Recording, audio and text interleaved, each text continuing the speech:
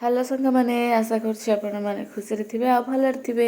ଏଇ ଭିଡ଼ିଓଟା ହେଉଛି 8 ତାରିଖର ରଥ ଦେଖିବା ପାଇଁ। ଆଉ ମାନେ ଦେଖୁଥିବେ ମୁଁ ସକାଳୁ ଉଠିକି ଗଲି, ମୋର କାମ ସାରିଲି, ଖିଆପିଆ କରିକି ଡାଇରେକ୍ଟ ପୁଣି ବାହାରିଲୁ ଆମେ ବୁଲିବା ପାଇଁ, ରଥ ଦେଖିବା ପାଇଁ। ରଥ ଦେଖିବାକୁ ଗଲୁ, ରଥ ଦେଖି ସାରିଲୁ 3ଟା ରଥ।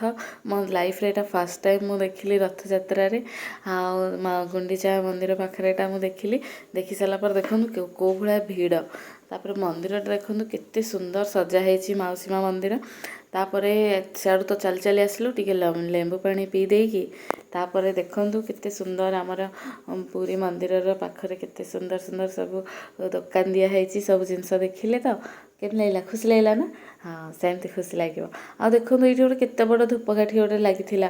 ଆଉ ଦେଖିଲି, ସେଇଟା ଦେଖି ସାରିଲେ ତାପରେ ଆମ ଅଟୋ ଆସିଗଲା, ଆମେ ଆଇସ୍କ୍ରିମ୍ ଖାଇକି ସିଧା ପଳେଇ ଆସିଲୁ ଟ୍ରେନରେ ବସିକି ଘରେ।